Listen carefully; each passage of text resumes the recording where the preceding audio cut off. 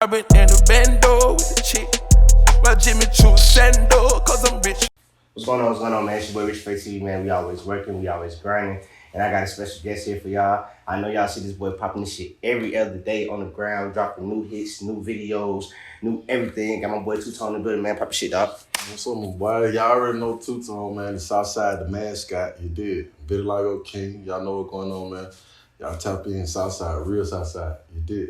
Boom, boom. So you made a real classic song with Beautiful, with the whole vitiligo thing going on. You had like a lot of people making TikTok videos for it. So how did you maximize that big following, that big, lump sum of crowd coming through? Man, I just really, it was natural. It was organic. You know what I'm saying? Like, vitiligo, it's 50 million people in the world, vitiligo. So it was so many people, like just me being an advocate in the community, like, standing up, having the courage to be like, oh, I got vitiligo, I'm embracing it. Everybody kind of just latched on to me. So it was all organic. It was all love. Like, I might post a song and be like, y'all gonna make some video. And they went and did it. I got 400 videos on TikTok, 200,000 views on the channel. So it was really a big blessing in the record, you know what I mean? And what are some things you went through growing up with vitiligo? Well, that's how I got the name 2WOTONE. Y'all can see, you know what I mean? The name 2WOTONE come from, I'm in elementary school, middle school, Clay Coast, Southside, you did. So I'm in middle school and everybody used to make fun of me, 2WOTONE, brown cow, I done heard it all really, you know what I mean? So brown cow. Yeah, for so long, scratching sniffs, just the lid goes on, you know what I'm saying? So at a young age, I had to learn how to just accept, because one day I was just in class and I was like, man, you know what? Y'all gonna call me 2WOTONE. That's what it is. Yeah, I'm 2WOTONE. What's happening? You know what I mean? I was playing sports and stuff back then. So, around by ninth grade came around, everybody knew me as 2WOTONE. And that's when I kind of gained a little popularity or whatnot. And, in the streets playing sports and just made it go. And as I stayed to the name 2WOTONE, and my artist name, that's me. And you see me, that's Same 2WOTONE from 5th grade, you know what I'm saying? So that's how that name came about. So when did you hop into the music industry? Well, I say I really I always when I was, it's crazy that you admit it, but way back in the day, probably middle school, 6th, 7th grade, I was in a group called YPB.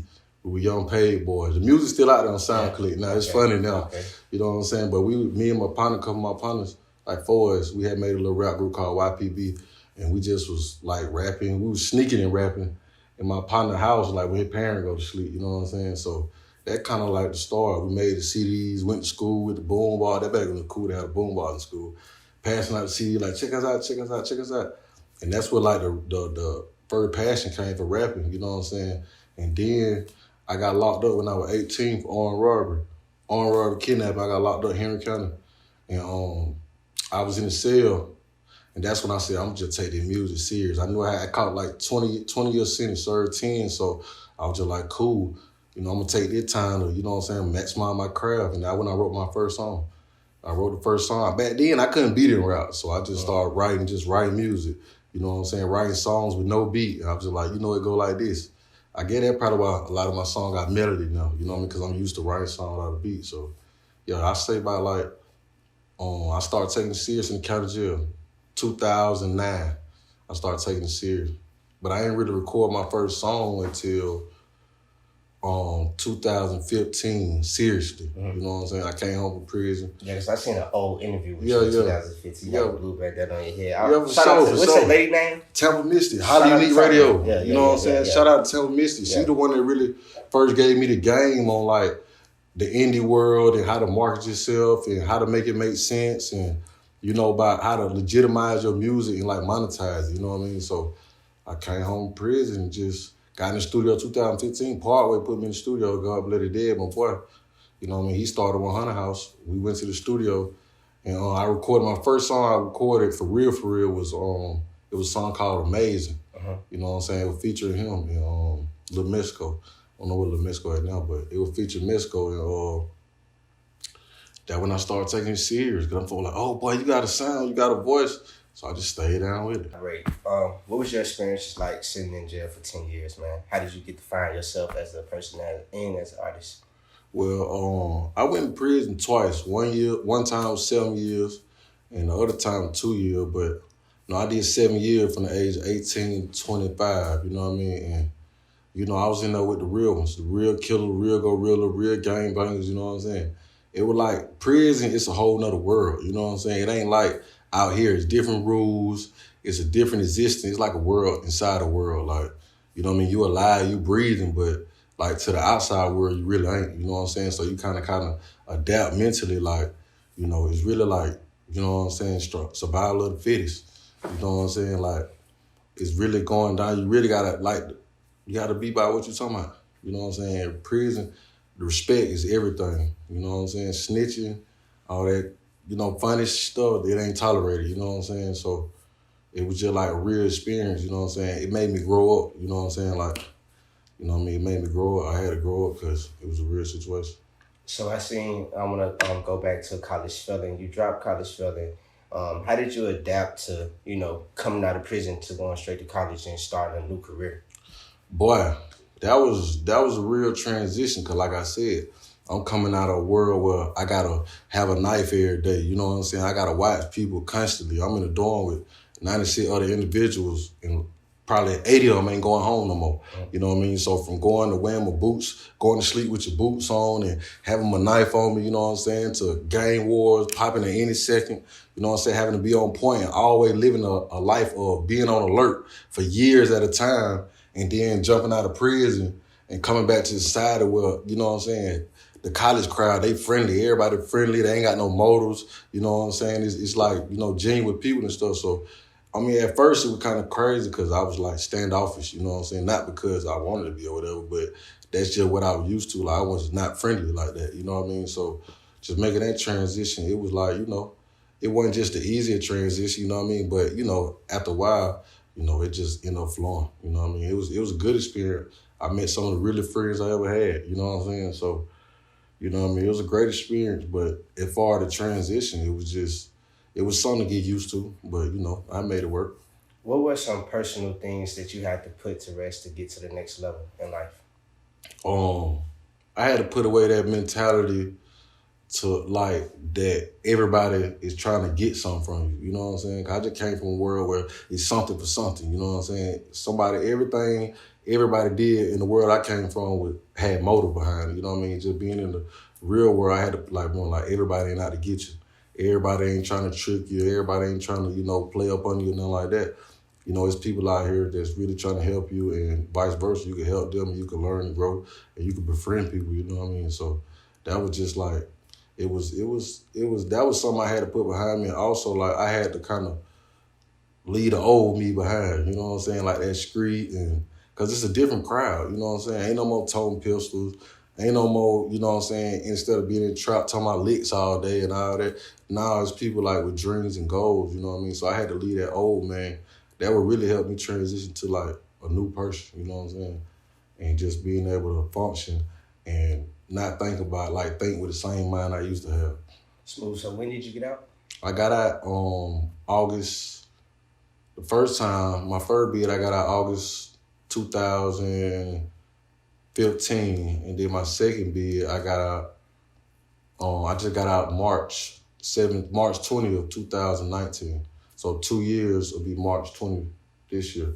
Be 2 years I've been home. Okay, cool. So it will be 2 years you've been home. So Sure. Let's say you've been out for like a year, and then, you know, the COVID-19 hit. Do you have to go back to a lockdown environment and have to quarantine? Did that affect you mentally? Did it make you feel like, damn, I'm back in the prison environment? No, you know, it was kind of funny. You know what I'm saying? It was kind of funny to me because it was like, you know, I'm kind of used to that. You know, mentally, like being mentally secluded as far as like I can go without going to the mall and the movies and, you know what I'm saying, just moving around. I could sit in one spot and do one thing. You know, I was kind of used to that mentally. So it was kind of funny seeing like everybody else being frustrated and, you know, it kind of bothering people because I was like, whoa, you know what I'm saying? That, you know, freedom, it made me realize how much freedom meant to people. You know what I'm saying?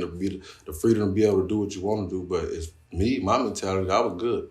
You know, so I ain't got to go nowhere. Now, you know, I got the studio at the spot, so I'm just working. And, you know what I mean? Then, you know, we putting in work in the quarantine, you know what I mean? So from the beginning to the end, you know what I mean? So it was smooth for me, but, you know, like I said, it was kind of funny seeing other people, you know what I'm saying, take on having to be locked down and kind of constricted because I had lived that lifestyle for 7, 8, 9+ years, you know what I'm saying? So I was used to it.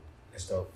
So when you was doing your bid and the music industry and the way how music sound and the way how music was recorded changed over time. So when you got out, how did you adapt to the new ways of how the music industry is, how the new artists are moving, and some of this Instagram stuff? Like a lot of people doing a lot of things for clout to get their music played. Yeah, for sure. Like, I ain't never been a fan of the clout. You know what I mean? Like, that was crazy. I just seen the music industry shift. You know what I'm saying? Kind of went from like kind of rap with substance to kind of like music that was just a good beat and a good hook. You know what I'm saying? I think a lot of the written aspect was kind of like in the newer generation, it ain't there like it was, back when we was listening to music growing up. But I just adapted to it. You know what I mean? I had to adapt to the different sounds and what people liked and what they was listening for, and But me, I'ma always make music for me. You know what I'm saying? And whoever love it, whoever can resonate with it, and I'm just go with that. But it was crazy just seeing if you just see how artists back in the day was dressing in their videos or the type of videos that was being shot, like it was like videos with a storyline versus now it's videos, guns, money, and women in cars. You know what I'm saying? No matter what the song about. Like the song actually matched the video back in the day, but now it's just like, whatever is trending. You know what I'm saying? And a lot of rappers, I believe, a lot of rappers is doing a lot of stuff for the fame. You know what I mean? So I kind of just, I'ma always be me. You know what I mean? Just accept what was for me. Because ain't no time that I never felt like that I wasn't going to make it or I wasn't a star. I always felt like that. You know what I'm saying? I always felt like I was going to make it, like I was going to blow. You know what I'm saying? I always felt like that. So, but like to see, it's a lot of stuff being done for clout. You know what I mean? Being done for the media and the news, and a lot of these rappers, you know what I'm saying, they lacking the business. You know what I'm saying? They don't know the business. So, it's a lot of extra stuff going on in the industry, but I kind of still clear that, you know what I mean? That's dope. So you're an independent artist and you have your own independent label. Correct. You got an up and coming tour date coming up, a tour coming up. So, sure. So how did you put all that together? Well, I own 100 House Entertainment. 100 House came from Blaine Parkway, Brandon, you know what I'm saying? Parkway Red, everybody know on the south side. We had a group together, and that's where I met my wife, Global Road. A couple other artists, they was with us. We was all rapping together as a collective. In 2016, he got killed in the shootout. So, me and bro, we was kind of like the, like the coach and assistant coach, you know what I'm saying? Like, he always told me, like, if anything ever happened, just keep it going, you know what I'm saying? Because he was in the street. He was neck deep in the street, you know what I mean? So, with that lifestyle, he was like, we always had conversations about, like, anything ever happened, bro, just keep it going, like, just keep this going. And that's what I did, you know what I'm saying? And, I met, I got put on the tour. I recently just met one of my friends, Hip Hop 1987. It's a popular platform. Shout out to Hip Hop 1987. I met him recently. He kind of talked and we vibed, you know what I'm saying? It was a little short conversation. I met him at the gas station. And he was telling me, like, you don't know who I am? I was like, nah, I don't know, you know what I'm saying? But I went and did my homework. He was official, you know what I mean? And it's always just been love and respect. I kind of gave him my story. And he was telling me that he got a tour coming up, him partnered with the Coalition DJ and from March 16th, March 24th, instantly, you know what I'm saying? Got booked me and Glow, and yeah, the rest gonna be history. So I hope they tune in because the come up real. That's dope. So put me in this position. So you're a CEO and you have your own artists, but you also have to put out your own music and promote yourself. So how do you find that balance where helping your artists and making sure you help yourself enough? It's a task. I'll be lying say if it wasn't a task, you know what I'm saying? Well, it's a task, but me, I'm a people person, you know what I'm saying? Anybody that know me know that I'm gonna give, I'm gonna do whatever I can. I'm a team player, you know what I mean? So, you know what I mean? I seen a lot of people that believe in their music. My artists, they believe in their music. I believe in them. A lot of them I met, like one of my artists, Hardway, I met him when I was in prison, in Jackson, you know what I mean? I told him, like, well, get out, Cage, the stages, we gonna do this. So, That's awesome. That's dope, man. Shout out to Hardway, too. Yeah, shout out to Hardway, man. We, it's just, it's gotta find a balance. They help me, because they younger. The other two artists, Glow, she 28, Hardway and Cocaine, they like 20 and 19, you know what I'm saying? They young, so they kind of give me that energy, you know what I'm saying? And they give me the vibes, and you know what I mean? Because I can connect with the younger crowd through them. And then we just keep everything balanced, man. Like, the same thing I do for me, I'm going to do for my artists, you know what I'm saying? If I can turn you on the position I get in, so basically everything I do, they going to do. You know what I'm saying? And it's all love. Like I get a lot of good feeling out of just helping people. So, that's what I do. I always been a giver. I always had a big heart. So, what I mean? I just work. You know what I mean? That any position I put myself in, I'm gonna expand that opportunity to my team. You know what I'm saying? So it kind of, it work hand in hand. When I work, they work. When they work, I work. You know what I'm saying? So they help keep me balanced, but it is a task at times. Yeah, and I like the way how you do a good job with keeping everything in-house when it comes to your label. You make sure your artists get their videos and their photo shoots taken. You do a good job with making sure y'all want to doing that. So you dropped the project with your wife, Connie and Clyde. What are the pros and cons of having a significant other in the music industry with you and having to, y'all all have to network and just get to the next level?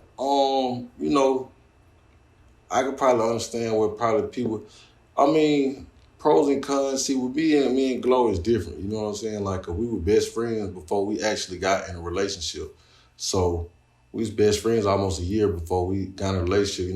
We ended up getting married. So we was around each other as friends, like going out and networking, and we both do music, so we know what come with it. You know what I'm saying? And then, I got absolute trust in my wife. You know what I mean? So if we go out and she need a network, you know what I mean, she can handle her business. You know what I'm saying? She got a career too. She got dreams. She got goals. She got aspirations outside of me.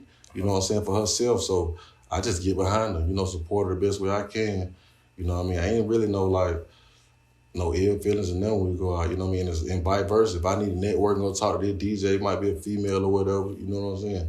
It always work out. I think the trust gotta be there. You know what I mean? As far as but I would say if I had to say a con, I would say okay, with female artists, it's kind of hard. I would speak on her, but and male artists too. When you resonate to your fan base, it's kind of difficult. As a female, being a female rapper, and you married, you know what I'm saying? You got fans and stuff, and being able to balance that out with being in a relationship, because a lot of people don't want to listen or be a fan of somebody who, you know what I'm saying, is in a relationship or whatnot. I didn't know that happens and vice versa, because I know we first, met, it's just it's different, you know what I'm saying? The interaction is different, you know what I'm saying? With an artist who kind of single and can do whatever, whenever, versus an artist that's probably, married or in a publicized relationship. But so how do you keep the internet politics out of that?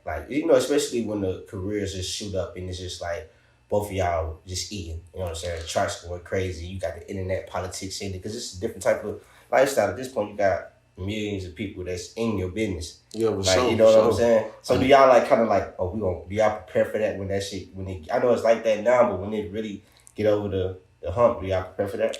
Yeah, we have talks about that all the time. You know what I mean? Because I know it might come a time in our careers pretty soon where she got to be in New York and I got to be in LA. You know what I'm saying? But like I said, they go back to the foundation that we instilled from the start. You know what I'm saying?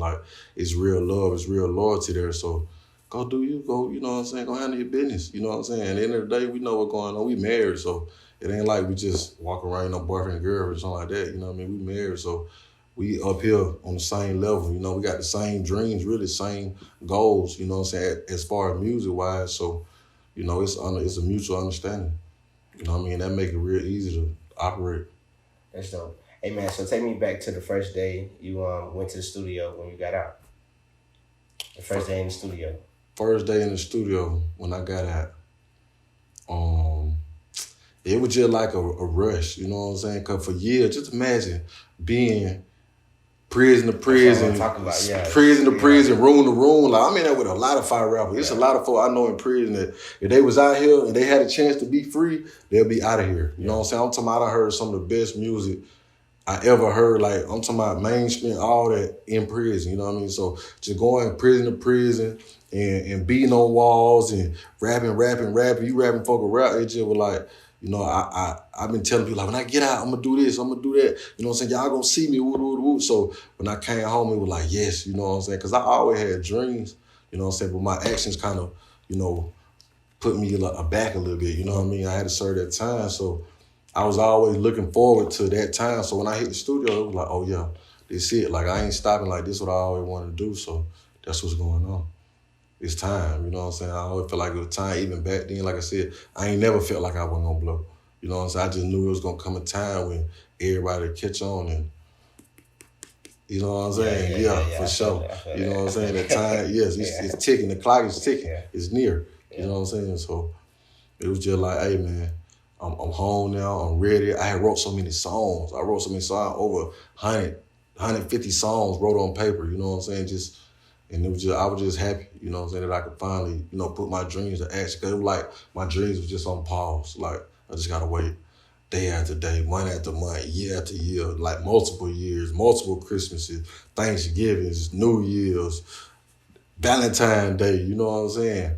Losing people, you know what I'm saying? Like, just time going on, people forgetting about you, you know what I mean? And I was ready just to show them folks, like, I kind of got out with a chip on my shoulder. Yeah. For sure. Yeah. For sure. You do a good job of not letting things affect you. How did you get that, that type of energy in your body like that? Because, I knew no matter my circumstance, I always knew I was a star. Yeah. You know what I'm saying? Like, back then. Yeah. You know what I mean? So I always knew that was just a phase, you know what I'm saying? So I ain't never really, like in prison, a lot of folks, like, they be hoarding on the stuff and, you know what I'm saying? Like, they be institutionalized, whatever you call it. Like, I just never really got hip to prison like that. I adapted enough to survive, but I never really just let that become like a thing where I couldn't function out in society. You know what I'm saying? Like, nah, I won't do that. Have you ever felt kind of like institutionalized at one point? Yeah, for sure. Yeah. Anytime you waking up doing the same thing and you got all these rules, you know what I'm saying? Like getting out and having your shoes on and all that, you know what I'm saying? Like it was just a lot of, it was times, you know what I mean? But that just come with the territory, you know what I mean? But as far as like mentally now, there wasn't no shackles on my mind, but a little stuff, funny stuff, you know what I'm saying? I dig it. Yeah. So that's like spit in the toilet a couple times instead of the sink. Okay. You know what I'm saying? Yeah. It did, but. Why do you feel like you're a late bloomer? I see your next project is called Late Bloomer. Yeah, because I feel like,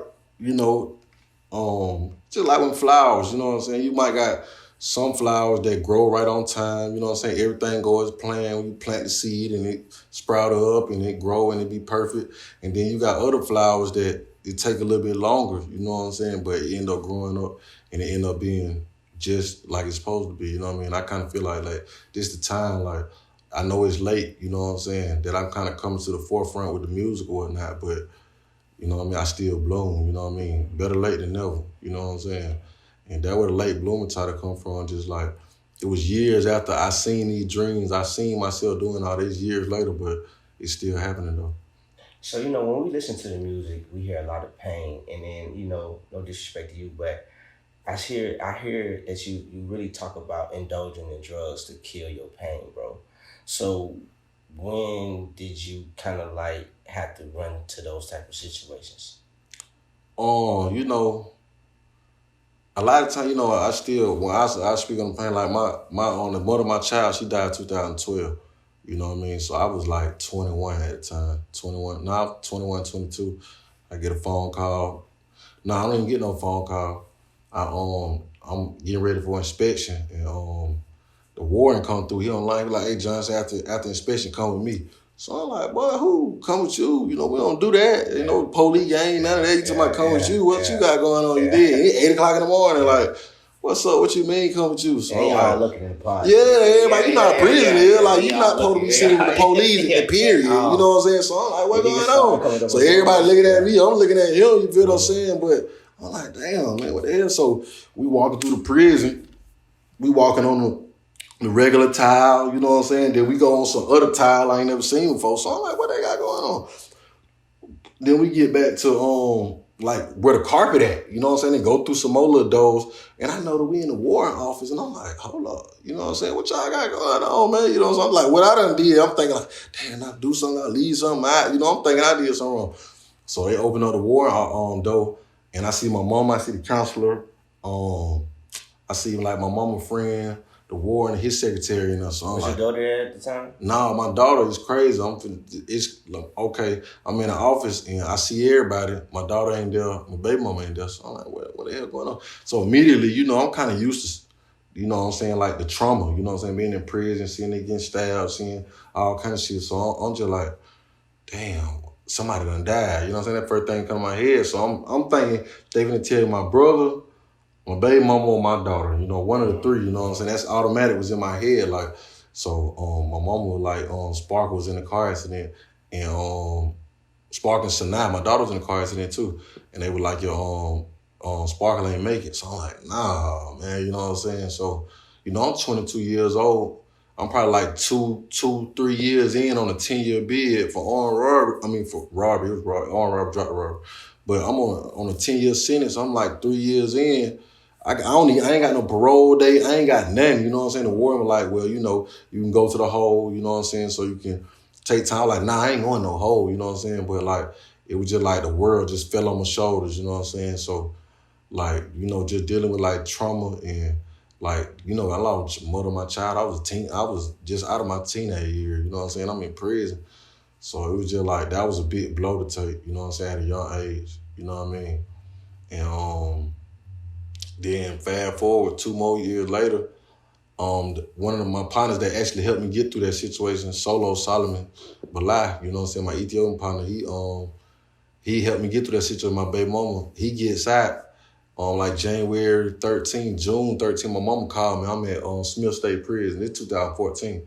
I'm at Smith State Prison. My mama called me like, you sitting down? So I'm like, what's up? You know what I'm saying? More like, your friend Solo, he got killed. So I'm like, what? You know what I'm saying? So, you know what I mean? It was just crazy. Solo, you know what I'm saying? Then I get out, you know what I mean? Partway, we got something going on 100 House, we buzz. And this was back in 2015. The indie artists, the promoters, the DJ, they was knowing who I was. You know what I'm saying? These folks were knowing, like I was in the club 5-6 nights a week, you know what I'm saying? Partway get killed in the shootout, you know what I'm saying? So You was out at the time. I was out at the time, you know what I mean? So it was just like, you know what I mean? In the drugs, you know, hey man, you know, drugs, you know, kind of knowing the pain, you know what I mean? Drugs, they you know what drugs do. They make, you know what I mean? Yeah, you ain't gotta speak too much about yeah, it. but I just seen that it was like, it for was sure, something. like, you know, I ain't just say I had no drug problem, nothing like that, but I definitely used narcotics to get through a lot of the pain that I felt, you know, and that's, you know, that was just life, but, you know, I kind of, you know, I'm all right now.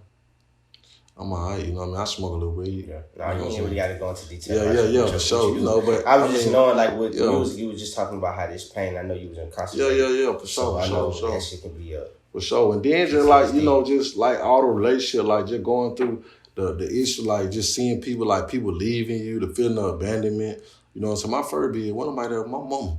You know what I'm saying? More on dupes. You know what I mean? So, you know what I mean? Just a lot of people live, like people you thought had love for you, people you was out here handling it with, getting money with, you know what I'm saying? Like thought it was real brotherly love. You go change, you don't even hear from these folks.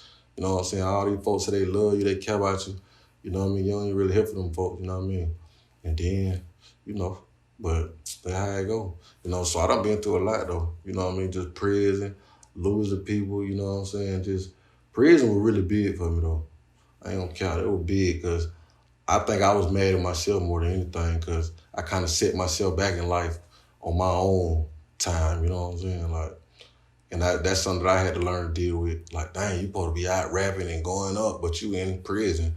You know what I'm saying? But that ended up being a big blessing too. I met a lot of people, you know what I'm saying?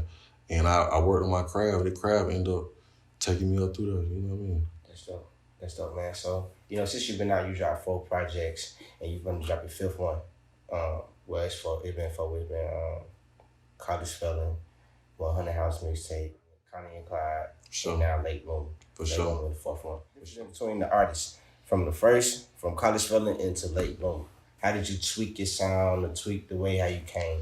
College Felon was like, that was the prison days. That was the prison days mixed with the getting out, you know what I'm saying? That was the transitioning, that was the pain, that was the lonely nights in the cell writing songs, you know what I'm saying? That's what that was, you know what I mean? Then you got the 100 House Project, you know what I mean? That was living life, you know what I'm saying? Being out here, like, I had a family, you know, 100 House, they're like my family, you know what I mean? So that was just vibes. That was family vibes, something fresh and new, you know what I'm saying? And like the Connie and Clyde, that was the real one, you know, that stemmed from prison and being out here now, you know what I mean? Clyde, you know, they know what Bunny did for Clyde, you know what I'm saying? So me and my girl, we got a story just like that. You know what I mean? We just like that. You know what I'm saying? We ride or die, thick or thin. We done jug. We done trick for at a hotel. We done did everything, man. You know what I'm saying? Anything you could do in the street, we done did it. You know what I'm saying? Ride or die. She ain't never leave me. I went to prison 2 years. Every week I had money on my books. You know what I'm saying? Every single week. You know what I mean? And I'm knowing it's real because on my first bid, I ain't had it. I went through the letdowns and the I got yous and all that. And just to have, you know what I mean, the support and the love, like, and the loyalty genuinely there. That's where the kind of Clyde came from. You know what I'm saying? We got out, did music together, gave them us, and now Late Bloomer, like, you know, this the beginning of the go up. You know what I mean? It's the beginning of, yeah, I'm coming. You know what I'm saying? So I'm ready to get on that project, and it'll be out next week. You know what I mean? So I'm just excited. You know what I mean? Cause my music been progressing. It's been progressing. It's getting better. It's getting better. I'm ready to show the world it's time. What are some things your fans can learn new about you with this new album that we couldn't in the past albums? That we didn't know in the past albums. That 2WOTONE versatile. 2WOTONE really can rap. You know what I'm saying? 2WOTONE is big. You know what I'm saying? You're going to hear that music and you're going to hear that pain. But on the new project, it's like a mix of everything. I got something for the clubs, strip club. I got something for the club. I got something for people going through it in the head. You know what I'm saying? I got, you know, music about, you know, disloyalty. Like, it's just like you can expect a well-rounded project. Well-rounded from pain to joy to partying to, you know what I'm saying, slow it down, everything. It's a well-rounded project, for sure. I'm glad you said something about you got music for people who suffer with mental health. So how did you deal with your mental health? Yeah, I dealt with my mental health, you know, like I was always strong-minded, you know what I'm saying? Like, I was always strong-minded because I always knew that, you know, like I said, I always believed I was still a star. I believed that wholeheartedly. So in my mind, I knew that this was just a phase, you know what I'm saying? All the mentally rough things I went through, and that's a phase, you know what I'm saying? It takes time. You're being molded for what's to come. So I was always level-headed up here. I actually ended up making a song called Trap on Late Bloomer. And I made a song because I had heard about somebody who was close to my wife, a girl who was close to my wife. She ended up taking her own life, you know what I'm saying? For whatever reason, she felt lonely, she felt trapped, she felt like she ain't had nobody. So that became the inspiration for that song because I've been noticing that mental health and suicide is like at an all-time high. I don't think people really know like the numbers and statistics, but it's like at an all-time high like as of the last couple of years. So I feel like it was important, you know, to put something on there that people can kind of resonate to, you know what I mean? And hopefully they'll play a song when they're going through it, you know what I'm saying? To know that they ain't the only one going through it, you know what I mean? Sometimes people feel like they're going through their troubles all by themselves, you know what I mean? But let you know they hear from like maybe somebody in the public, you know, publicly speaking about it to help them. So that was like my angle with that music, that song. Hey, so how did you adjust to having fans? Like, well, you know, coming out of jail, now you got you know, it's crazy because you go from being ignored, you ain't get no mail, you ain't get no letters, you feel like the world don't love you, you know what I'm saying? Nobody loves me but my mama, you know what I'm saying? So go from that, you know, my first bid, my second bid, you know, I had the love and all that, but like still like the love and the support I was expecting from my peers, you know, being the person I was, you know what I'm saying? I just felt like I should get more, but now, you know, it's crazy because me and wifey was at the Waffle House like at 1 o'clock the other night. You know what I'm saying? 1 o'clock, we in Waffle House. So we go in the Waffle House and the nigga behind the register, he was like, "Hey, Chloe, 2WOTONE." Yeah. So I'm looking at Bay like, "You know, buddy," you know what I'm saying? I'm like, "You know, buddy." She's like, "I don't know him." So we get to the register. He like, "Boy, I've been following y'all, boy, watching y'all." I was like, "Hey, man, what's your Instagram is?" I'm trying to see if I'm following somebody he follow or he following somebody I follow, or do we know him? So I go, we ain't got no acquaintances. You know what I'm saying? So I'm like, man, what? So I was like, Shawty is a real fan. Yeah. So it was kind of crazy. You know, you like, you know what I'm saying? I appreciate you for pushing up on us and doing this interview, man. So, you know, I'm part of the Vision of Faith TV, got man. Got to. So, look, before we wrap up, man, just let us know, man, what could we be looking forward to this new year for your music? Oh, man. Listen, I got, I'm finna draw Late Bloomer. After Late Bloomer, I got about 6-7 singles back to back with videos. You know what I'm saying? I'm gonna have I'm probably gonna drop another project. You just gonna get projects. new music, new singles and projects for all the way out until this the content year. This 2021, we dropping back to back. We not stopping. Y'all look out. Not President, I said President Day. Black History Month. I got something special, y'all. Black History Month, we dropping it. I got something special, a real special project I'm gonna put out. And just new music, new content, new everything. Videos. I got a couple features on the way too. Got a feature that boy Migo Domingo. Y'all look out for that. You know what I'm saying? I got a feature Migo Domingo gonna drop.